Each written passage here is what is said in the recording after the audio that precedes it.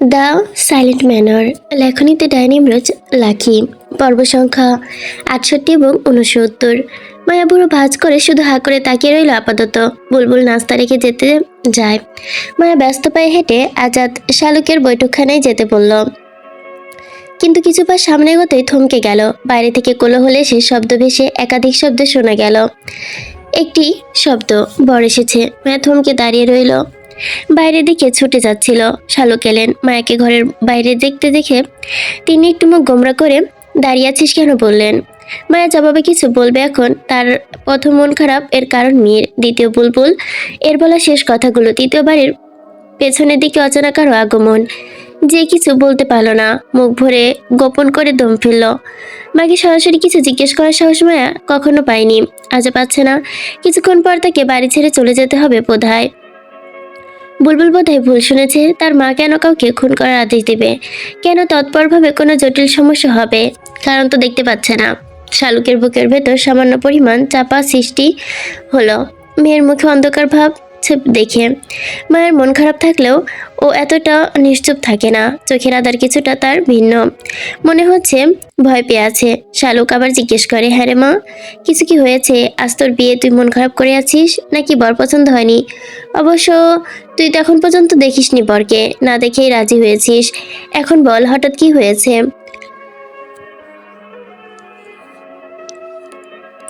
মায়া ধীরে ধীরে ঠোঁট প্রশস্ত করে এক টুকরো চাপা হাসি ঠোঁটে আনলো। বলল, তোমাকে ছেড়ে চলে যাবো মা, খুব কষ্ট হচ্ছে আমার। অনেক ভালোবাসি আমি তোমাকে। বলে মায়া শালুককে জড়িয়ে ধরল। শালুক কঠিন মনের মানুষ, কিন্তু খুব সহজে চোখে জল এসে গেল তার। অতি কষ্টে কান্না আসেন তার, কিন্তু হঠাৎ করেই যেন ভীষণ কান্না পাচ্ছে, ভীষণ। মেয়েকে ছন্নছাড়া করতে ইচ্ছে হচ্ছে না তার। মেয়েকে সঙ্গে রেখে দিতে ইচ্ছে করছে। সন্তান দূরে থাকলে যে কোনো পাতায় চোখে যে কোনো চেতনায় চোখের পাতায় শেষ হয়ে যায়। ভালোবাসার ব্যাখ্যা যেন আজ কেউ দিতে পারেনি। সবকিছু বোধহয় অর্থহীন, শুধু অর্থহীন মায়ের ভালোবাসা। শালুক মেয়ের ছেড়ে দিলেও বললেন, যখন তিনি ডাকবেন চলে আসবি, এখন ঘরে যা। মায়া বাধ্য মেয়ের মতো ঘরে চলে গেল, মাথা নত করে। কিছুটা বিভ্রান্ত হলো শালুক, তবে এখন আলাদা করে কিছু ভাবতে পারল না। তিনি চলে যান নিচে। মায়া ঘরে ঢুকে জানালার পাশে গেল। এখন আর কাউকে দেখা যাচ্ছে না দূরে। ডানে বামে কত দূর চোখ দিল, তত দূরই ফাঁকা। সন্দেহজনক কাউকে দেখা গেল না। তৃষ্ণা খেয়াল করলো মায়ের উকিঝুঁকি ভরা দৃশ্য। তখন বলল, তোর হবু জামাই পেছনে বুঝি? তাই রসিকতায় সবাই হেসে ফেললো। মায়া তৃষ্ণার ইয়ার্কির জন্য জানালা থেকে ধ্যান ব্যঙ্গ করে ঘরের ভেতর চলে এলো। জয়ন্তর নাতনিকে দেখতে আসছে মন ভরে, যেন তাকে দেখেনি বহুদিন। আজ দেখা হয়েছে সবাই। তার নির্বাক চাহনি মায়াকে আবেগ আপ্লুত করে তোলে। সে জয়ন্তনের দিকে এগিয়ে যায়, তাকে জড়িয়ে ধরে মায়া বাঁধ ভাঙা কান্নায় ভেসে পড়ে। জয়ন্তন বেগম বললেন, কাঁদতে মানা করবো না, আজকে দিনে মায়াগো চোখের জল আইবই। আমিও অনেক কাঁদছি আমার বিয়ার সময়, কিন্তু তখন তোর দাদা আমার হাত ধরা কইল, আর কাইন্দ না, সুখে সংসারের অপেক্ষা করতেছে। সুখের ঘরে পা রাখার জন্য একটু কাঁদতে হয়। মায়া কিছু বলল না। চোখের সামনে বারবার মীরের মুখখানি ভেসে উঠল। জঙ্গলে জঙ্গলে প্রথম দেখা, তাকে মাটি থেকে তোলা, হাঁটুতে ভর দিয়ে অশ্বে চেপে তোলা। কথাগুলো মায়ার আপনা আপনি ভাবে। দুজনের খুনসুটি স্মৃতি চোখের পাতায় ভেসে বেড়াচ্ছে। সেগুলো ভাবতেও যেন তার ভীষণ লজ্জা পাচ্ছে, আবার কখনো হাসি, কিছুটা কান্না। শেফালি আসে মায়ার ঘরে। তারা নাস্তা করেছে কিনা জিজ্ঞেস করতে। তার জবাব দিলে সবাই খেয়েছে, মায়া বাদে। আজ আর তাকে খেতে দিয়ে লাভ হবে না। সে খাবে না, খাবার তার গলা দিয়ে নামবে না। শেফালি বলল, মায়া, আপনাকে নিয়ে একটু নিচে যাইতে কইছে মালকিন। বলে শেফালি চলে যায়। মায়ের বুকের ভেতরটা যেন ধক করে উঠে। নিঃশ্বাস নিতেও যেন তার খুব কষ্ট হচ্ছে। জয়ন্তন ঘনিষ্ঠ হলেন তার, জিজ্ঞেস করলেন, কি হয়েছে? ভয় পাইতেছস মনে হয়? বিয়া কালেমা যখন পাঠ করবে তখন সব ভয় পালাইবে। স্বামীর মুখখান দেখলে সব ভুলা যাইবি, বলে খিলখিল শব্দ করে হেসে উঠল। তার হাসি মায়ের বিরক্ত লাগলো। স্বামীর মুখখানি দেখলে সব ভুলে যাবে না, বরং আরো তির্যক ভাবে তার মনে গেঁথে যাবে। চল নিচে যাই। একই কথা তৃষা সহ সবাই বলে। মায়ার থ মেরে বসে থাকতে পারলো না, রওনা দিল অন্যের কাছে নিজেকে বিসর্জন দেওয়ার জন্য। মায়ার লাল রঙের পাথরযুক্ত ঘোমটাটা কপাল অব্দি ছুঁয়েছে। জয়ন্ত চেয়েছিল সম্পূর্ণ মুখ ঢেকে দিতে, মায়া রাজি হয়নি। দুধে হালতা কিরণের মতো দেহ সর্দারিনী নেমে আসছে। মায়া আগমনের সকল অতিথির দৃষ্টি চলে গেল তার দিকে। সবাই মুক্ত চোখে তাকিয়ে। ফুলের মতোই পথ তৈরি করা হয়েছে মায়ার জন্য। তার দুপাশে সারিবদ্ধ মেয়েরা হাতে ফুলের থালা নিয়ে দাঁড়িয়ে। মায়া ঠিক তখনই পথের সামনে এসে দাঁড়ায়। সারিবদ্ধ দুদল মেয়েরার সাথে মেশানো। মায়ের পাশে এসে দাঁড়াতেই শালুকও। মায়া বলল, মা, মেয়েরা পথ রোধ করে এভাবে দাঁড়িয়ে আছে কেন? আমি যাব কিভাবে? ওরা পথ ছেড়ে দিবে, বললেন শালুক। তৃষ্ণা পাশ থেকে বলল, ওরা সরে গেলে তোর হবু স্বামীর সাথে দেখা করতে পারবি। মায়া অসন্তুষ্ট হলো। ঘোমটার আড়ালে একবার মীরকে খুঁজলো, কোথাও দেখা যাচ্ছে না। চোখ পুনরায় ঘুরিয়ে ফেললো নামিয়ে। তৃষ্ণা বলল, সামনে দেখতে তোর হবু স্বামী বর্ষিতে দাঁড়িয়ে। কত না সুন্দর দেখাচ্ছে আদ্রিয়ান দুলাভাইকে। মায়া চোখ তুলে দেখলো, তার অজান্তেই চোখ দিয়ে দুফোঁটা জল গড়িয়ে পড়লো। অবশেষে আশেপাশে থেকে সবাইকে বলা বলি করতে দেখা গেল, চোখ তুলে দেখো, বিয়ের সময় হয়ে যাচ্ছে। হবু স্বামীর দিকে এগোয় না আর মায়া তাকাচ্ছেও না। শালুক একবার কঠিন গলায় আস্তে ধীরে বলে, আজকের দিনে মায়ের কাছ থেকে তাকে বকা শুনতে হবে নাকি? তবু আমি এখানে দাঁড়িয়ে আছি শুধুমাত্র তোর জন্য, কারণ আমি জানতাম তুই এমনটাই করবি। দেখ, চোখ তুলে। শালুকের কথা থামতে মায়া চোখ তুলে সামনে তাকায়। ঘাড় ঘুরিয়ে সারিবদ্ধ মেয়ে দুটো দল বিভক্ত হয়ে যায়। ধীরে ধীরে সারির শেষ মাথায় দুদিকে সরে যেতেই তার প্রাণপ্রিয় হবু স্বামী মীর জাফান শন রাজকীয় বিয়ে সাজে সজ্জিত হয়ে দাঁড়িয়ে আছে। মায়া প্রথমে ভাবে হ্যালুসিনেশন হচ্ছে, চোখ সরিয়ে ফেলে। তখন পাশ থেকে তৃষ্ণা বলে, ভুল না, মীরই দাঁড়িয়ে আছে। মায়া পুনরায় চোখ তুলে তাকায়, মীর দাঁড়িয়ে আছে। মায়ের দিকে চেয়ে ঠোঁট বাঁকিয়ে হাসলো। শালুক দূরে সরে গেল। মায়া থ মেরে দাঁড়িয়ে আছে। মীর মায়ের অপেক্ষা না করে নিজে এগিয়ে আসলো ফুলের পথ ধরে মায়ার দিকে। সারিবদ্ধ মেয়েরা তার দিকে ফুল ছিটাতে শুরু করে। মায়া বিনা পলকেই তাকিয়ে রইল। মীর এসে তার সামনে দাঁড়িয়ে বলল, মায়া এখনো ভাবতে পারছে না এটা কি সত্যি। ঠিক বুঝে উঠতে পারছে না। এত এত অতিথিবৃন্দ তার সামনে মীর মজা করছে। আজকে দিনটাও ছাড়লো না। মায়া বেশ ক্ষিপ্ত হয়ে মীরের দিকে তাকিয়ে ফিসফিসায়, আপনি এসব কি করছেন? সবাই দেখছে। আমি আপনাকে আর অসভ্য বলবো না। বাকি যা বলেছি তার শাস্তি অন্য একদিন দিয়েন। আড়ালে মীর তার নেশা ভরা চোখে চোখ দুটো ফেলে দেখে মায়ের অস্থিরতাকে। মায়া উসখুস করছে। মীরকে চুপ থাকতে দেখে মায়া পুনরায় বলল, বিহার মতো দাঁড়িয়ে আছেন যে, যাচ্ছেন না কেন? মীর অতপর দম ছাড়লো। মায়ের ডান হাত ধরে নিজের হাতে নিল, বলল, আমি চলে গেলে বিয়েটা কে করবে? হ্যাঁ, বলে মীর মায়ের হাতে চুমু খেলো। মায়া তৎক্ষণাৎ পুরুষিষ্ট স্তব্ধ হয়ে গেল। মীর বলল, তোমার আদ্রিয়ান এসেছিল তোমাকে বিয়ে করার জন্যে। পরে আমি কি বলেছিলাম ওকে জানো? মায়া আমতামতাম করে বলল, কি বলেছেন? বলেছি তাকে বিয়ে করতে এসেছো, তার মাথায় সমস্যা, আতপাগল, রাত হলে একা একা বাইরে বেরিয়ে যায়, তার উপর অনেক বড় রাক্ষসী আছে, একাই সব খেয়ে ফেলে। এসব শুনে আদ্রিয়ান পালিয়ে গেছে। এরপর তোমার বাবা আসলো আমার কাছে, বললেন, আমার মেয়ে তো পাগল, তুমি ওকে বিয়ে করো, নয় আমার মান সম্মান শেষ হয়ে যাবে। তারপর আমি বললাম, আচ্ছা, আমি মীর পাগল ভালোই সামলাতে পারি। মায়া রাগ করবে নাকি খুশি হবে, আবেগ আপ্লুত হবে, কোনটা হবে বুঝতে পারছে না। সে ছলছল চোখে তাকিয়ে প্রথমে দৃষ্টি নিচু, এরপর মাথা তুলে একবার তাকালো, রাফেদকে খুঁজলো। রাফেদ একপাশে দাঁড়িয়ে তার বোনকে দেখছিল। রাফেদ মাথা চোখ দিয়ে এমন ইশারা করলো যেন মায়া বুঝলো বিয়েটা মীরের সাথেই হচ্ছে। কিন্তু মুহূর্তে তার মনে পড়লো আদ্রিয়ানের কথা। জিজ্ঞেস করলো, আদ্রিয়ান সত্যি চলে গেছে? তারপর শুনে সবাই হেসে উঠলো। পাশ থেকে তিশা ফের বলল, আরে বুদ্ধ মেয়ে, তোর সামনে আদ্রিয়ান দাঁড়িয়ে আছে। মীর ভাইয়ের আরেক নাম আদ্রিয়ান। মায়ের হাত সরিয়ে ফেললো। মীরকে বর্ষা যে নিরুদান দেখছে, তবুও তার হাসি নেই। মীরের সাথে তার বিয়ে হচ্ছে, অথচ সে জানতোই না। এতদিন তিলে তিলে সে মরেছিল। গম্ভীর মুখে প্রশ্ন ছুটে মীরের দিকে, এতদিন আপনি আমার সাথে মিথ্যা বলেছেন কেন? আমি আর বাড়ির সবাই কেন মিথ্যা বলেছে? দ্বিতীয়বার বিয়েটা করে নে, তারপর সব বলি। দ্বিতীয়বার বিয়ে মানে? মা এবার যেন একটু ধাঁধায় পড়লো। মীর দীর্ঘ শ্বাস ফেলে তৃষ্ণাকে দিয়ে চালালো। এরপর তাকালো জয়ন্তনের দিকে। জয়ন্তন বেগম বললেন, অহন সব বইলা দে, স্যামরা অনেক কষ্ট পাইতেছে। তুমি খুব ছোট থাকতেই ছোট মা চেয়েছিল আমার বউ তুমি হবে, এবং এই প্রস্তাব সবাই মেনে নেয়। এরপর আমি যখন বড় হলাম, বাবা মাকে নিয়ে থাইল্যান্ড আর তোমাকে বিদেশে পাঠালো পড়াশোনার জন্য। তুমি ফিরে এলেই তোমার সাথে আমার বিয়ে হবে, এটাই ছিল সবার পূর্ব পরিকল্পনা এবং পরিকল্পনা মোতাবেক তাই হলো। আমি থাইল্যান্ড থেকে কিছুদিন আগে তোমাকে আমার বউ করার জন্য এসেছিলাম। সেদিন জঙ্গলে তোমাকে দেখতে চিনতে পেরেছিলাম। এটাই আমার মায়াবতী। বিয়ের বিষয়টা আমি সবাইকে আড়াল রাখতে বলি। তুমি জানবে তোমার বিয়ে অন্য কারোর সাথে হচ্ছে, তুমি আমার শুধু আমরা জানবো সত্যিটা। তুমি আমি রাত করে বাইরে ঘোরা, তোমাকে সব বিরক্ত করা, সবার চোখের সামনে বসে কথা বলার পরেও কেউ কিছু বলে না, তোমার দাদি তোমাকে রহস্যময় চোখে দেখা, এই সব কিছু আমাদের পরিকল্পনা। কিন্তু তারপরেও তোমার চোখে দিয়ে জল দেখেছি। সেদিন বুঝতে পেরেছি আমার মুখে অন্য কোনো মেয়ের নাম শুনলে তুমি সহ্য করতে পারো না। কষ্ট হচ্ছে, সেদিন তোমার চোখের জল আমারও সহ্য হয়নি। বুলবুলকে দিয়ে সেদিন মদ আনিয়ে খাইয়েছিলাম কষ্ট দূর করতে। শেষ কথাটা মীর চুপিসারে বলল।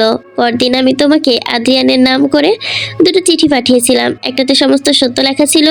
আমি ভেবেছিলাম তুমি হয়তো পড়ে আমার সব নাটক ধরে ফেলবে।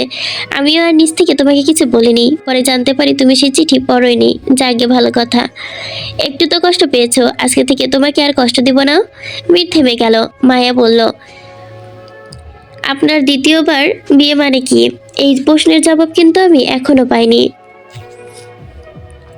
কিছুক্ষণ আগে মসজিদে বিয়ে হয়। মূলত বিয়ের কাজ মসজিদেই করা উত্তম। সেখানে তোমার ভাই বাবা উপস্থিত ছিল এবং আমি বাবা কিছুক্ষণ আগেই, তাই আমরা বাড়িতে ছিলাম না। বুলবুল নিশ্চয়ই তোমাকে সংবাদ দিয়েছে, আরো কিছু মিথ্যা বলেছে তোমাকে বোকা বানাতে। আমরা মতামত অনুযায়ী বিয়ে ব্যতীত কবুল হয়নি। মীর মায়ার হাতটি পুনরায় ধরে বলে, ওই যে এখন হয়ে গেল।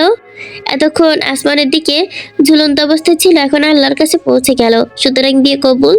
আপনি দেখছি সব জানেন, কবুল না হওয়াও হতে পারে। আল্লাহর ওপর সুধারণা রাখতে হয়। ওনার ওপর সবকিছু ছেড়ে দিবে, ওনার ওপর ভরসা রাখবে, দেখবে সবকিছু উত্তম হবে। তাহলে মোহিনীকে সব জবাব এখনই দিতে হবে। আগে সবার সামনে পুনরায় বিয়ে হোক, তারপর বলবো। মীরের কথা শেষ না হতেই ডাক পড়ল কাজীর। উনি তাড়া দিলেন, বললেন ছেলে মেয়ে নিয়ে আসুন। তারপর দুইবার বিয়ে।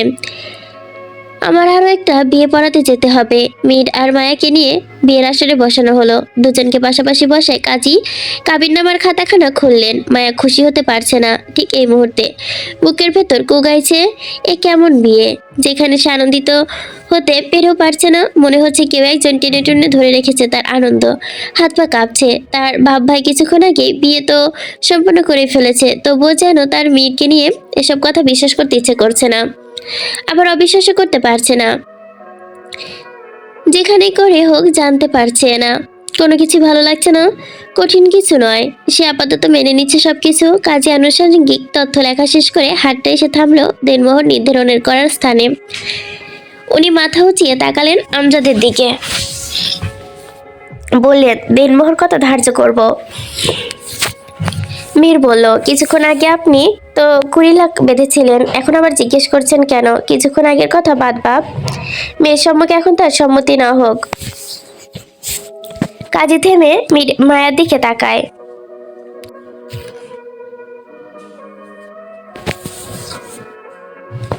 মীর মায়ের কানের কাছে মুখ এনে ফিসফিস করে বলল, বলো 1 টাকা নিবে?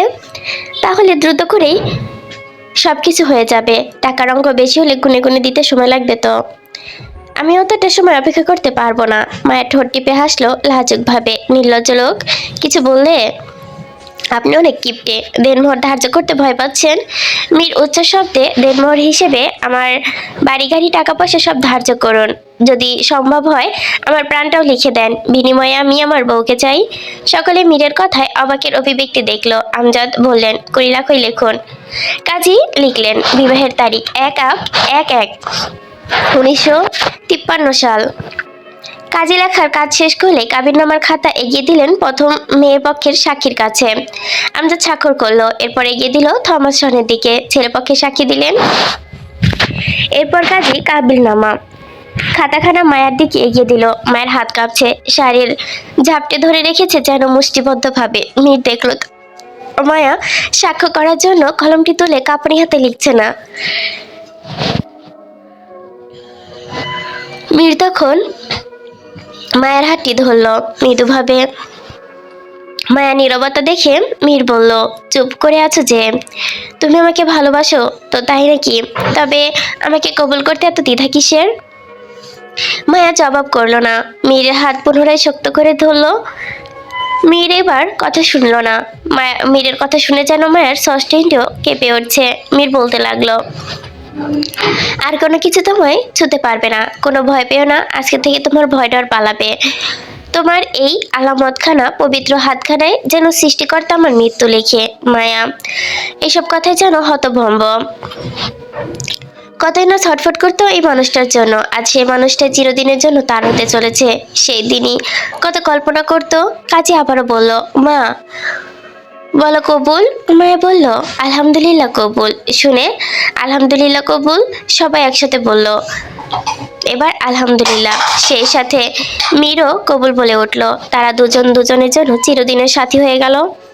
শালুক দূরে বসে কাঁদছেন। তার কান্না শরীর যেন স্থির হয়ে আছে ঝিমে। জয়ন্তন শালুককে বউ করে আনার পরে ভাবে কাঁদতে দেখেনি, আজ কাঁদছে। ঘরের এক কোণে বসে কাঁদছে। কাল মেয়েকে বিদায় দিবে। আগামীকাল দুপুরের পর মীর, মায়া, থমাস ইংল্যান্ডে পাড়ি জমাবে। শালুক মীরকে দূর থেকে সরাতে চায় না। তার ওপর একমাত্র মেয়ে। জয়ন্তন তাকে বোঝান, আর যদি মীরের লগে বিয়া না হইয়া অন্য কারো লগে হইতো, তখনও তো মাইয়া তোমারে ছাইরা যাইতো।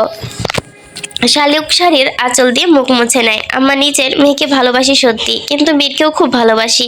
কি দোষ হতো যদি আমার কাছে থেকে যেত ওরা?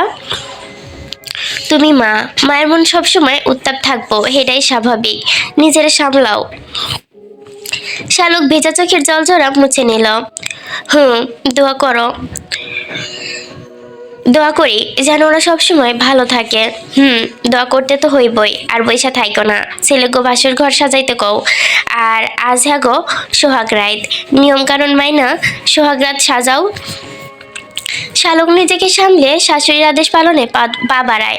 জয়ন্তর নিচে চলে গেছেন। বিয়ের কাজ সম্পন্ন হতেই আরেক ধাপ আনন্দে মেতে ওঠে সকলে। বিয়ের আসরেই তারা বসে আছে। বড়রা চলে গেছে তাদের কাজে। খাওয়া দাওয়া দেখছে ওনারা। আহির মায়াকে জিজ্ঞেস করলো, গৌরী কোথায়? মায়া ভেবে বলল, বোধহয় ছাদে। ওর মনটা ভালো নেই। আহির সংবাদ পেয়ে সেদিকে ছুটে যায়। মায়া অন্যদিক থেকে উপহার নিতে নিতে মীরকে বলল, আপনি খুশি তো? খুব খুশি। তোমাকে নিজের করে চেয়েছিলাম, অবশেষে পেয়ে গেছি। খুশি হব না? বলো কি চাও আমার থেকে? আপনি আমার জন্য সবচেয়ে বড় উপহার। আলাদা করে আমার আর কিছু চাওয়া নেই। তবে তোমার জন্য আমি বিশেষ কিছু উপহার রেখেছি। আজ বাসরাত, উপহার দিব সেইটা। বলে দিলে কি উপহার দিবেন? বলে দিলে উপহার থাকলো নাকি? অপেক্ষা করো। মায়া জিজ্ঞেস করে, না, উপহার সম্পর্কে একটু ঘুরিয়ে ফিরিয়ে বলেন। উদিত হলো মোহিনী অধ্যায়। ঝুঁকে মেরে সে জিজ্ঞেস করে, মোহিনীর সাথে আপনার সম্পর্ক কি ছিল? মোহিনী আমার নয়, তোমার ভাইয়ের হবু বউ। বলতেই মীরের সামনে অতীব একটি সত্য ভেসে এলো। রাফিদ আর সে অসচেপে ফিরছিল বাড়ির পথে। তখনই মীরের কানে নুপুরের শব্দ আসে। তারা দাঁড়িয়ে পড়ে। রাফিদ বলল, মাস্টারের মেয়ে নাচছে। মোহিনী, তুই জানলি কিভাবে? আমি পাড়ার সব মেয়েকেই আমার পাড়ার মেয়ে, আমি জানবো না? বলা শেষে রাফিদের মুখে সেদিন গুমোটে কিছু ছিল। মীর বলল, পছন্দ করিস? রাফিদ দীর্ঘ শ্বাস ফেলে বলল, ভালোবাসি, কিন্তু বাবার ভয়ে বলতে পারছি না। ওর বাবা একজন মাস্টার হলেও আমার মতো জমিদার তো আর মানবে না। মেয়ে তো, আর বাবা মা তো আছেই, বিশেষ করে মা। রাফিদের কথায় এক নজর মোহিনীকে দেখে এসেছিল সেই দিন মীর। মায়া বলল, তারপর আমি মোহিনীকে দেখলাম। পরের দিন আমি রাফিদের হয়ে চিঠি লিখলাম। এরপর ওর কাছে পৌঁছে দেই। মোহিনী দ্বিতীয়বার চিঠিটিতে সম্মতি জানায়। এভাবেই চলতে শুরু হয় ওদের প্রেম কাহিনী। তুমি জানো ওরা আজ বিয়ে করবে? কাজী তখন তাদের কখন বলেছে, তবে লুকিয়ে লুকিয়ে। লুকিয়ে লুকিয়ে মানে এত বড় সাহস হয় কি করে? 2 টাকার মেয়ে চৌধুরী বাড়ির বউ করবে? শালুকের ক্রোধে স্বরে অগ্নিশর্মায় আপ্লুত। তার সামনে গুটিসুটি মেরে দাঁড়িয়ে আছে বুলবুল। কিছুক্ষণ আগে মীর এবং মায়ের বলা কথাগুলো বুলবুল দুর্ভাগ্যবশত শুনে ফেলে। তৎক্ষণাৎ খবর পৌঁছে যায় শালুকের কাছে। শালুক মীর ও মায়ের জন্য বাসর ঘর সাজাচ্ছিল। বুলবুল হন্তদন্ত হয়ে ছুটে আসে ওনার কাছে, থেমে যায়। ঘরের ভেতর 2 দাসী হুমালকিন ঘরের ভেতর 2 দাসী ছিল। তাদের উপেক্ষা করে সব বলে, তা শুনে শালুক অবাক হয়। মালকিন, আমিও অবাক হইলাম। রাফের দাদা ওই মেয়েকে অনেক আগে থেকে পছন্দ করে, গভীর প্রেমে। এই প্রেমের নেশা খুব সহজে কাটবো না। বিয়ে বোধহয় আজই করে ফেলবে, যদি কাজী সাহেব এখন লেখাপড়া করছে। শালুক গভীর চিন্তায় ডুব দেয়। তার একমাত্র ছেলে সামান্য মাস্টারের মেয়েকে বিয়ে করবে, এটা তার সিদ্ধান্তের বাইরে। উনি কোনোভাবেই চায় না। লজ্জায় তার মাথা মাথা কাটা যাচ্ছে। বুলবুল, জি মালকিন, তোকে একটা কাজ দিব, বিনিময়ে তোকে যা দিব তা তুই সারা জীবন খেয়ে শেষ করতে পারবি না। আপনার হুকুমের অপেক্ষা, বিনিময়ে কিছু চাই না। সবাই বিয়ে বাড়িতে ব্যস্ত, মাস্টার এখানে আছে। মোহিনী কোথায়? সে খবর জলদি এনে দে। খবর নিয়ে এসেছি, আজ রাতে দিঘির পাড়ে অপেক্ষা করবে। আমার তো মনে হচ্ছে বিয়ে হয়তো পালিয়ে করবে। বুলবুল জানে রাফেদ পালাবে না, তবুও শালুককে আরো খেপাতে বলল। তারপর মন রক্ষাতে বলল, সেই সুযোগে আর দিস না। তুই এখনই চলে যা দিঘির পাড়ে, দুজন অনুচর নিয়ে। ওদের নিয়ে তুই মোহিনীকে মেরে ফেলবি, চিহ্ন রাখবি না, যাতে সবাই মনে করে আগে থেকে ধর্ষণ করে কেউ মেরে ফেলেছে বলে রাফেদ কষ্ট পাবে, ঘৃণা করবে। কারণ আমরা রটাবো মোহিনী নাগরের সাথে জঘন্য কাজ করেছে, ওকে জীবন দিতে হয়েছে চরিত্রহীন বলে। আজ্ঞে মালকিন, আপনি যা বলবেন তাই। আমার জন্য দোয়া রাখবেন বলি বুলবুল শালুকের পা ছুঁয়ে সালাম করে এরপর চলে যায় তার উদ্দেশ্য হাসিলে। এই পর্যন্ত ছিল পর্ব 68। এখন শুরু করছি 69। গৌরীসাদের এক কোণে বিষগ্ন মনে দাঁড়িয়ে আহির পৌঁছালো তার কাছে। গৌরীর পেছনে দাঁড়ালো পূর্বের মতো, আজও গলা পরিষ্কার করে নিজের উপস্থিতি জানান দিচ্ছে। গৌরী পেছন ঘুরল আজ। আহির বলল, নিচে সবাই আনন্দে মেতে, তুমি এখানে কেন? সব মন খারাপ আনন্দে মেতে উঠে সেরে যায়। আমার মনের ব্যথা আর কোনোদিনও ভালো হবে না, না চাইলেও বোকামি। ফিরে আসে এই অন্ধকার জগৎ থেকে। হাতটা ধরো আমার, দুঃখ কষ্টগুলো মুছে সাফ করতে দিতে দাও। একটিবার সুযোগ দিয়েই দেখো। গৌরী উত্তর দিল না, হেঁটে ছাদের অপর প্রান্তে গেল। আহিরও পিছু পিছু। গৌরী গভীর নিঃশ্বাস ছাড়ে, কিছুক্ষণ চুপ থাকলো। আহির বলল, আচ্ছা ধরে নিলাম তুমি আমাকে পছন্দ করো না, ভালোবাসা তো দূরের কথা। তাহলে আরও এই গ্রামে থেকে লাভ কি? চলে যাব আগামীকাল। মীর চলে যাবে বিদেশে, আর হয়তো কোনোদিন কারোর সাথে দেখা হবে না, তোমার সাথেও না। অন্য কাউকে ভালোবাসবো না, যদি জীবনটা একাকী কাটিয়ে দেব। তবুও চাইবো না, তবুও চাইবো তুমি ভালো থেকো। থামে আহির। গৌরী কয়েক সেকেন্ড প্রতিক্রিয়া করে, তার প্রতিক্রিয়ার উন্নতি। আহির ধরে নেয় তাকে গৌরী ভালোবাসে না। সে ব্যথিত কণ্ঠে উচ্চারণ করে, আসি। এই বলে যেতেই গৌরী বলে ওঠে, আপনার মা বাবাকে নিয়ে আসবেন, আমি অপেক্ষায় থাকবো। অন্যদিকে সম্রাট নিষাদের বংশধর ওরফে ছদ্মবেশী কবির হোসেন, যার আসল নাম ইহসান সম্রাট, তিনি এতদিন বসেছিল জঘন্য পরিকল্পনা সাজিয়ে। আজ থেকে কিছুদিন আগের পরিকল্পনা মোতাবেক তিনি দ্য সাইলেন্ট ম্যানার বইটি আহিরকে পড়তে দেন। এরপর কৌশলে তাদের মন জয় করে, নিজেদের দুঃখী প্রমাণ করে চৌধুরী বাড়িতে আশ্রয় নিয়েছিল অতিথি হিসেবে। চৌধুরী সাহেবের মন গলিয়েছে। সন্ধ্যায় চৌধুরী বাড়ির অন্যতম কাজের মেয়ে শেফালির সাথে পরামর্শ করে। স্বর্ণ, টাকা, জমিদারি এসব লোভ দেখিয়েছে শেফালিকে। শেফালি প্রথমে আমতা আমতা করে, কিন্তু বেশ আপত্তি দেখালেও পরে যেন লোভ সামলাতে পারেনি। ছদ্মবেশী কবির বললেন, একজনকে মেরে ফেলতে হবে। চমকে উঠল শেফালি। সে এমন কাজ করবে না, পরিষ্কার জানিয়ে দিল। কবির আবারও লোভ দেখাতে শুরু করে। রাত 10টা বাজতে মিনিট 5 বাকি। কবির অপেক্ষা করছে ছাদের পেছনে অন্ধকারের নিকট স্থানটায়। অসে বসা সে, আজ সকাল থেকে একদম তৈরি। ক্ষুধার্ত হিংস্র পশুর মতোই চোখ দুটো জ্বলে আছে তার। চারদিকে বারবার দেখছে শেফালির অপেক্ষা। যদি শেফালি আজ না আসে, তাকেই পদক্ষেপ নিতে হবে চৌধুরীর সন্তানকে খুন করার জন্যে। অপেক্ষার ফলাফল পূর্ণ। অবশেষে শেফালি আসছে। লাল রঙের চাদর দিয়ে এক চোখা নাক মুখ ঢেকে রেখেছে। হাতে বালা দুটো দেখা যাচ্ছে বিদ্যুতের গতিতে ছুটে। অপরাধী পা বাড়াতেই শিহরিতে যেন আটকে ওঠে। কবির ওকে দেখে হাসলো। শেফালি বলল, যা কইবেন তাড়াতাড়ি। তোমাকে একজনকে মেরে ফেলতে হবে, সহজ পদ্ধতি, বিনিময়ে তুমি যা চাবে তাই পাবে। বলেই ছদ্মবেশী কবির একটা ভারী পোটলা শেফালির দিকে এগিয়ে দিল। শেফালি সেটা হাতে নিল। চাঁদনি আলোয় স্বর্ণের মুদ্রাগুলো চিকচিক করছে। তুমি খুশি হয়েছ নিশ্চয়ই। এই কবির কখনো মানুষকে মিথ্যা বলে না। আপনি কেন আমার এদি একজনে মাইরা ফালাইতে চাইতাছেন? আর আপনি কেডা? সত্যি পরিচয় কি? সম্রাট নিষাদ, এর নাম শুনেছ নিশ্চয়ই। তার বংশধর। আপনার উদ্দেশ্য কিডা? মীরকে মেরে ফেলতে হবে। শুনে শেফালি থ মেরে যায়। হাতে টোপলা স্থানটি বুকের কাছ থেকে নেমে এলো স্বাভাবিকভাবে বুড়ো উঁচিয়ে।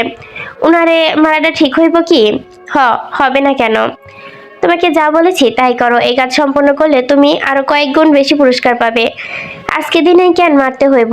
আজকে সবাই ব্যস্ত। তোমার সুবিধা হবে আজ ওকে মারতে, কিন্তু কেন আর কেমনে?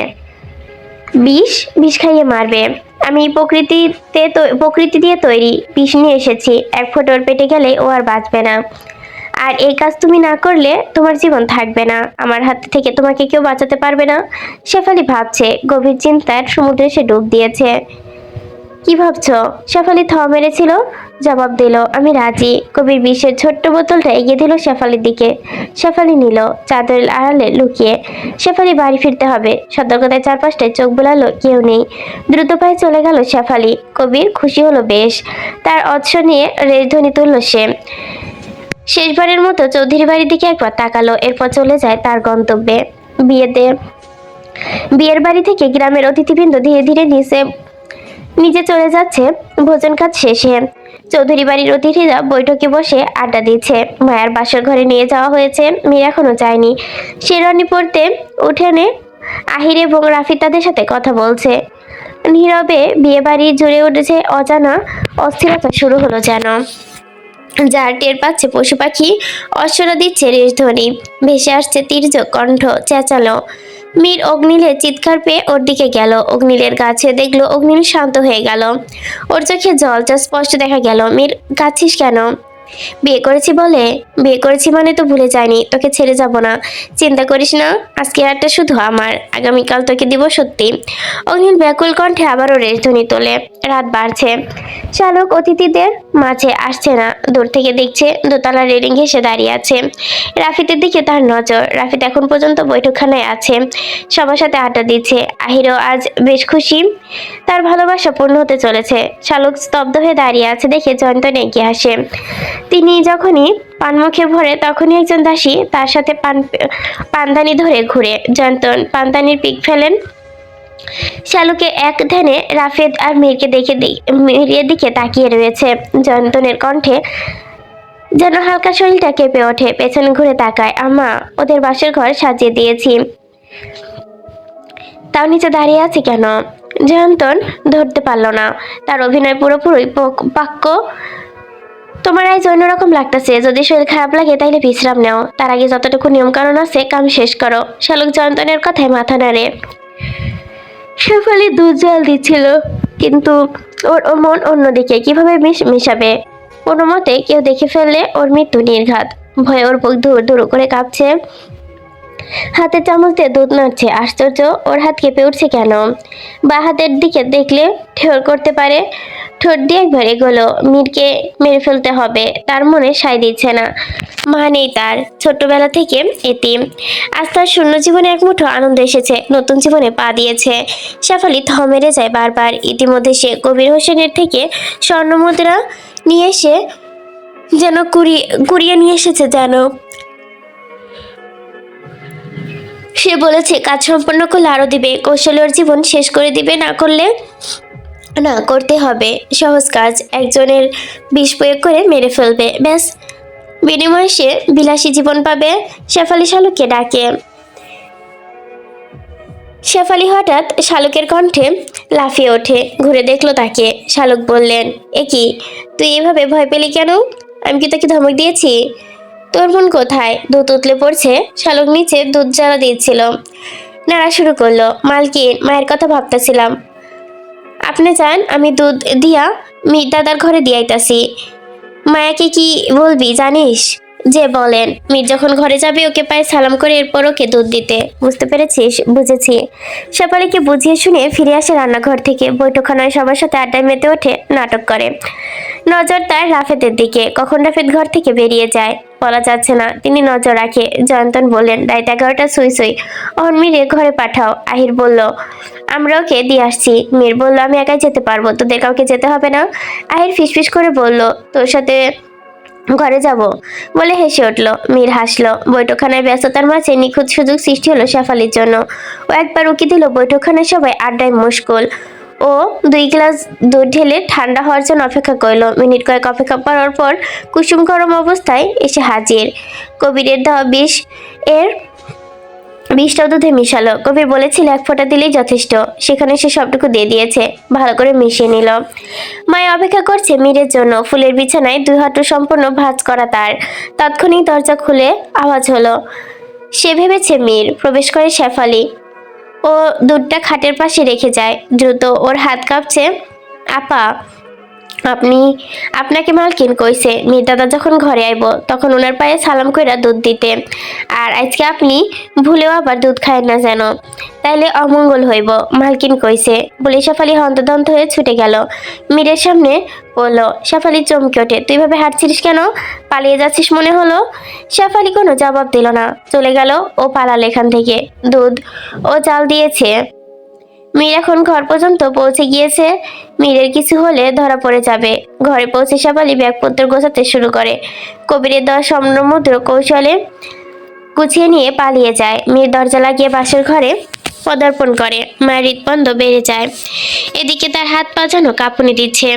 শুয়ে শুয়ে মায়ের দিকে তাকিয়ে আছে মীর। এসে ধপাস করে শুয়ে পড়েছে। মীরের মতো পরীর মতো অপরূপ সুন্দরী তার বউ। তাকে দেখে বলল, সুবহানাল্লাহ, আসমানের একখানা চাঁদ আমার ঘরে। আলো নিভিয়েও মনে হচ্ছে ঘরটি আলোকিত। মায়ের চোখ নত করে বলে মায়ের চোখ নত করে মসৃণ হাসলো। মীর বলে, তোমার সৌন্দর্যের কাছে আমি হার মানতে বাধ্য 1000 বার। তবু আমাকে বিয়ে করলে কেন? ভালোবাসি বলে। যতটা বাসলে পাগল হয়? কই, তুমি তো পাগল হওনি, দিব্য বসে যে বসে আছো। আপনাকে হারিয়ে ফেললে পাগল হয়ে যেতাম। আমাকে হারিয়ে ফেলা তো সহজ নাকি? এবার মুখ খুললো, ফুটে উঠলো যেন তৃপ্তির হাসি। তবু কিছু বললো না। আমাকে ভালোবাসো?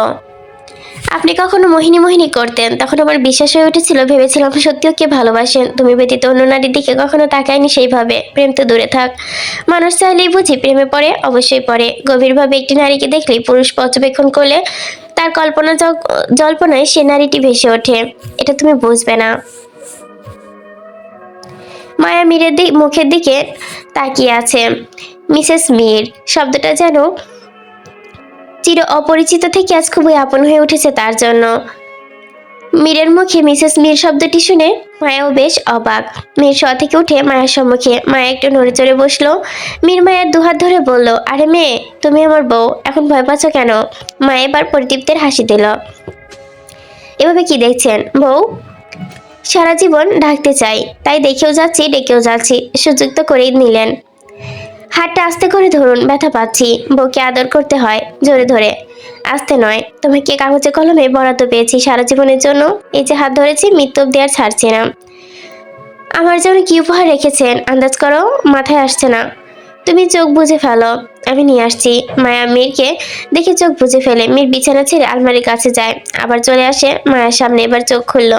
মায়া অধীর আগ্রহে তাকিয়ে তার সামনে একটি বাঁশিটা দেখে কিঞ্চিত বিস্ময়। বাঁশি কোথায় পেলেন? ছোট মামাকে দিয়েছিল, তখন আমার বয়স ছিল মাত্র 15। কিন্তু কখনো বাঁচায়নি, সেই সময় হয়নি। কিন্তু তুমি যেদিন জঙ্গলে বাঁশি সুর শুনে ছুটে গিয়েছিলে, সেটা আমার তোলা সুর ছিল। তোমাকে দূর থেকে বাঁশির এক জায়গায় লুকিয়ে রেখেছিলাম। তবে আমার সাথে মিথ্যা কেন বললেন হঠাৎ তোমাকে অবাক করার জন্য? কিছুদিন আগে সেই সুরে আমি তৃষ্ণা বের হয়েছিলাম, সেই সুরে আপনি গিয়েছিলেন? না, আমি শুধু একদিনই বাঁশি বাজিয়েছিলাম। সেদিন কে ছিল জানি না। সুফিয়ান হায়দার, তার বাঁশি চুরি হয়ে গিয়েছে। আমি জানতে পেরেছিলাম আহির ভাইয়ের থেকে। ওনার বাঁশি কে চুরি করেছে জানি না, তবে আমরা তাকে খুঁজে বের করব। তবে বাঁশির সুর এক এক করে এক একজনের এক এক রকম হয়। সুফিয়ানের সুর শুনে উন্মাদ হয়ে যেত। জানেন, সেদিন রাতে যে সুর হচ্ছিল এতটা স্নিগ্ধ যে আমার ধারণার বাহিরে ছিল। পরিবেশ খানিকটা নিস্তব্ধ হয়ে গেল। মা এক পাশে বসে, অসহ্য লাগছে। মীর দেনমোহরের 20 লক্ষ টাকা মায়াকে দিতে দিতে বলল, ভাঙা জীবনের জোড়া হিসেবে এইটুকুই পূর্ণতা নাকি? মায়া হালকা এসে ঠোঁট বাঁকায়। দুনিয়ার সবটুকু সুখ যেন আজ সৃষ্টিকর্তা তাকে ঢেলে দিয়েছে। এই মুহূর্তে যেন তার ধরা দিল দাম্পত্য জীবনের আশ্রয়। ক্লান্তি আছে, তবু ভরসা আছে অনেক। মায়া মীরকে বলল, আপনি খাট থেকে নেমে দাঁড়ান। আমি নামুম? তারপর বলছি, নামছি। কি করার, বউয়ের হুমকি যখন মানতেই হবে। মীর নেমে দাঁড়ালো। মায়া তার শাড়ির আঁচলখানা নামালো। মীরকে বলল, তোমাকে লাল শাড়িতে অসম্ভব সুন্দর লাগছে। আমার পছন্দ করে ক্রয় করা শাড়ি। সৌন্দর্যে প্রশংসায় উদাসিত হলো কিছুটা। মীর বলেই ফেললো মায়াকে, বলল, তোমার স্থান পায়ে নয়, বুকে। সালাম করতে চাচ্ছ মেয়ে? দরকার নেই, বলে মায়াকে বুকের মাঝে জড়িয়ে ধরলো। মায়ের নিঃশ্বাসের উষ্ণতায় বুকে ঠেলে দিল। মায়া যেন মায়া যেন বহু অপেক্ষার পর স্থায়ী ঠিকানা পেল। মীরের চোখে খানিকটা খাটের পাশে গেল। টেবিলের উপর দুধ রাখা। বলল, আচ্ছা, আজকে দিনে দুধ খেতে হয়? মায়ের বুক থেকে সরে গেল। উফ, দুধের কথা ভুলে গেছি। এটা বড়দের নিয়ম, আমিও জানি না। ছোট শাশুড়ি পাঠিয়েছে। ছোট শাশুড়ি? মীর জিজ্ঞেস করলো, আপনার খালা হয় না? আমার মা, তাই ছোট শাশুড়ি। দুই সম্পর্কের। হাসি থামিয়ে মীর দুধটা এনে মীরকে দিল। বিস্ময়কর দুধটা মায়া নিজের হাতে তার স্বামীকে দিচ্ছে। মীর হাতে দুধ নিতেই মায়া সেকেন্ড দুয়েকে থামে। মায়া বলল, কি দেখছেন, দুধে বিষ মিশিয়েছি কিনা? রসিকতা করে বলল। মীর ঢকঢক করে পুরো দুধটা খেয়ে বলল, তোমার হাতে বিষ খেতেও রাজি বউ। তোমার হাতে মরতে পারলেও সেটাও সুখ। মায়া দুধের গ্লাসটা মীরের হাত থেকে নিয়ে বলল, অমন কথা বলবেন না, আপনার জন্য অনেক পড়েছি, আর পড়তে চাই না।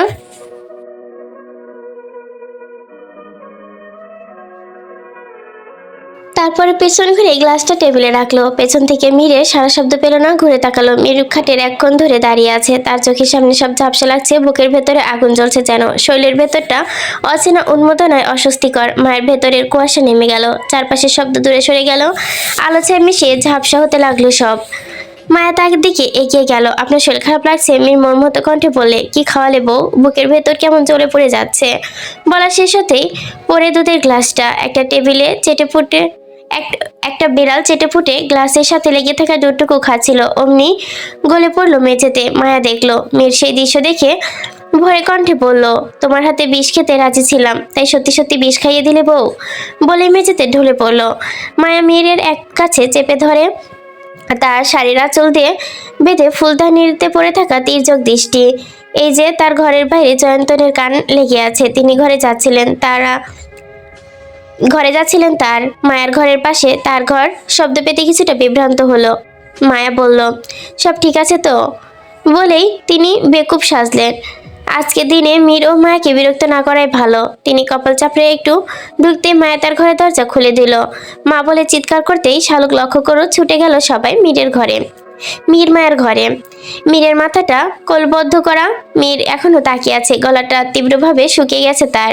ইচ্ছে করছে ঠান্ডা জল খেতে, খুব করে ইচ্ছে করছে, অথচ মুখ দিয়ে উচ্চারিত করতে পারছে না। দু চোখ বেয়ে গড়িয়ে পড়ছে জল। জয়ন্তনকে দেখেই মেঝেতে লুটিয়ে পড়ে। মুখটি নীল হয়ে গেছে তার, সাদা ফেনা বেরিয়ে আসছে।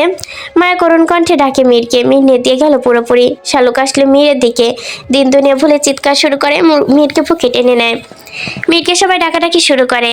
তাক দিয়ে কারো শব্দে পৌঁছালো না সেই কান অব্দি। তার ভেতরটা বেরিয়ে যাচ্ছে। চোখ আধখোলা, ঘোলাটে সবকিছু। সবাই ছোটাছুটি করছে। জল তেষ্টা পেয়েছে। এই জল তেষ্টা মৃত্যুর শেষ তেষ্টা। মনে হচ্ছে কোন দিকে যেন এক ফোঁটা জল খায়নি আজ, তবুও খেতে ইচ্ছে করছে। শালুক অশ্রুসিক্ত চোখে আর্তনাদ করে, বাবা চোখ খোল, কি হলো হঠাৎ তোর? মীর হবা এবার হেঁচকি তুললো। ফিসফিসে বলল, জল জল। প্রথমবার জল শুনতেই শালুক যেন সুখী স্পষ্ট শুনতে পেল। দ্বিতীয়বার কান পাততেই জল শব্দটি। আহির ছুটে গেল জল আনতে। রাফিদ একজন হাকিমকে খবর দিল। মাঝে পথে থেকে ফিরে এলো বাড়ির পথে। কি ভেবে বাড়ি ফিরে যাচ্ছে নিজে আন্দাজ করতে পারে না। আহির জল নিয়ে আসতেই মীর শেষ নিঃশ্বাস ত্যাগ করে। মাথা ঢলে পড়ে পাশেই। মায়া ধরলো তাকে। শালুক পাগলের মতো আচরণ করছে। সবকিছু এলোমেলো হয়ে গেল মুহূর্তেই। তার পাপের শাস্তি পাচ্ছে তিনি। ঠিক কিছুক্ষণ আগে এক নিরীহ মেয়েকে খুনের আদেশ দিয়েছিল। বোধহয় এতক্ষণে মোহিনী শেষ হয়ে গেছে। ওর মা বাবা যখন জানবে মোহিনী আর দুনিয়ার বুকে নেই, তখন বোধহয় তারও এমন ছটফট করতে ইচ্ছে করবে। তৃষ্ণা গৌরী এসে মায়াকে ধরল। তার জবান বন্ধ হয়ে যাচ্ছে প্রায়। দুহাত দিয়ে দেখাচ্ছে, বলতে চাইও নিজের স্বামীকে নিজে বিষ খাইয়েছে। তার বুকটা ছিঁড়ে যাচ্ছে, হৃদয়টা ধীরে ধীরে ভেঙে পড়ছে। রাফিদ এসে হাজির হলো। সংবাদ পেল মীর আর দুনিয়াতে নেই। সে হাঁটু ভেঙে বসে পড়ে। মীর, আহিদ, রাফিদ তিনজনেই প্রতিশ্রুতি নেয় সারা জীবন একে অপরের পাশে থাকবে। তিনজন কখনো আলাদা হবে না। এক আত্মা এক সত্তা হয়ে থাকবে। সেদিন রাফিদ কাঠের সেতুর উপর কুয়া থেকে পড়ে যাচ্ছিল। মীর তাকে বাঁচিয়েছিল নিজের জীবনের ঝুঁকি নিয়ে। মায়া কথা বলার চেষ্টা করছে, কণ্ঠ থেকে শব্দ বের হচ্ছে না। বুকের ভেতরের কষ্টটা যেভাবে ছিটকে বেরিয়ে আসে ঠিক সেভাবে মায়া হঠাৎ চিৎকার করে উঠতে সক্ষম হলো, কিন্তু চিৎকারের শব্দ যেন ভাঙন বেশি। বুকের ভেতর জমে থাকা কষ্ট মুহূর্তেই যেন ছুটে বেরিয়ে এসেছে। সে মীরকে দু হাতে ধরে নিয়েছে। কোথায় মীরের প্রাণটা লুকিয়ে আছে সেটা সে ধরে রাখতে চাইল। মীর নামক নামটা উচ্চারণ করতে তার গলা কেঁপে ওঠে। ফ্যালফ্যাল করে তাকিয়ে, এটি কি তার উচ্চারিত শেষ শব্দ? যে মানুষটা একটু আগেও তার পাশে ছিল, উপস্থিত জীবনের নিরাপদ করতে রেখেছিল, সেই মানুষটা এখন আর নেই, চিরনিদ্রায় শায়িত। সে মীরের দিকে তাকিয়ে প্রশ্ন ভরা চোখে, কেন এত তাড়াতাড়ি সব শেষ হয়ে গেল? তার আর্তনাদে ছিল এক ভাঙা কান্না, কিন্তু ভেঙে পড়লেও যেন সব স্বপ্ন, অসম্পূর্ণ কথা আর সেই সব ভবিষ্যৎ যা কোনোদিনও বাস্তব হবে না। মায়া বুঝতে পারছে এই সব কোনোদিনও পুরোপুরি হতে পারে না, শুধু বলে বয়ে নিয়ে যাবে নিঃশ্বাসের ভারীটুকু। মীরের স্বপ্নও যেন তার কাছে দুঃস্বপ্নের মতো হয়ে যাচ্ছে। চারপাশটা নিথর হয়ে আসছে, এক মুহূর্তে মৃত্যু নীরবতা কেড়ে নিয়ে যাচ্ছে। মায়ের চারপাশ এখন শূন্য, প্রতিটি কোণ যেন মীরের উপস্থিতির অভাবে তাকে চিৎকার করাচ্ছে। মায়া জানে সে স্বপ্ন আর ফিরে আসবে না, পূর্ণ হবে না, শুধু স্মৃতি হয়ে রয়ে যাবে হৃদয়ের ভাঙন রেখে। আমজাদ দাঁড়িয়ে শুধু দেখলো এক মুহূর্তে কিভাবে রঙিন দৃশ্য বদলে কালো অন্ধকারে ছেয়ে গেল। তার দুঃস্বপ্নে অবশেষে পূর্ণ হলো। কলিজার টুকরো মেয়ে বিয়ে রাতে বিধবা হলো, মায়ের সুখের সংসার আর হলো না। সে কিভাবে তার সামনে দাঁড়াবে? গলায় পাগল পায় থমাসন কাঁদতে লাগলেন। ওনাকে ধরে রাখা যাচ্ছে না, জল চাইছে একটু, তার বুকে ব্যথা করছে। আহি জলটা এগিয়ে দিল তার হাতে নিতে থমাস জলটা খেলো। তার ছেলে শেষ জলটুকু পর্যন্ত খেতে পারেনি। অপেক্ষা সুরে বললেন একবার, কেন তোকে গ্রামে নিয়ে আসলাম।